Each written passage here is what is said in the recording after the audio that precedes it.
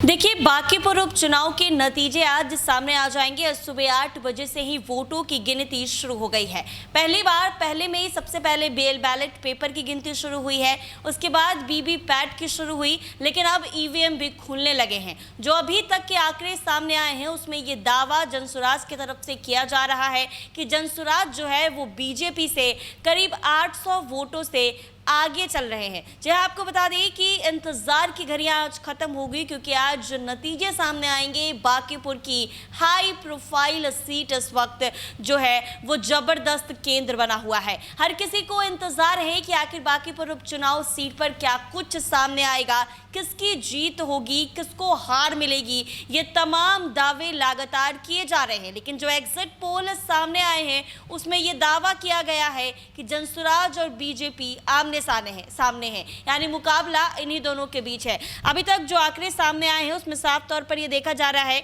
कि जनसुराज जो है उसको अभी तक 2220 वोट मिले हैं। इसके साथ ही बीजेपी की नीरज सिन्हा को 1423 वोट जो है वो फिलहाल अभी तक जो ये ईवीएम खुले हैं उसमें सामने आए हैं। बता दें आपको कि प्रशासन की ओर से त्रिस्तरीय सुरक्षा व्यवस्था भी लागू की गई है और सबसे पहले बैलेट पेपर से मतों की गिनती की गई है, जिसके बाद ईवीएम में दर्ज वोटों की काउंटिंग भी शुरू हो गई है। और इस सीट पर बीजेपी के नीरज सिन्हा, जनसुराज के संस्थापक प्रशांत किशोर और आरजेडी की रेखा गुप्ता के बीच सीधा मुकाबला देखने को मिल रहा है। मतगणना केंद्र पर सुरक्षा के कड़े इंतजाम किए गए हैं। प्रशासन की ओर से त्रिस्तरीय व्यवस्था लागू की गई है। पूरे परिसर में सीसीटीवी कैमरे के जरिए निगरानी की जा रही है। ऐसे में इसी बीच जनसुराज के राष्ट्रीय प्रवक्ता जो है सौरभ सिंह, उन्होंने दावा किया है कि पहले राउंड की मतगणना में पार्टी के उम्मीदवार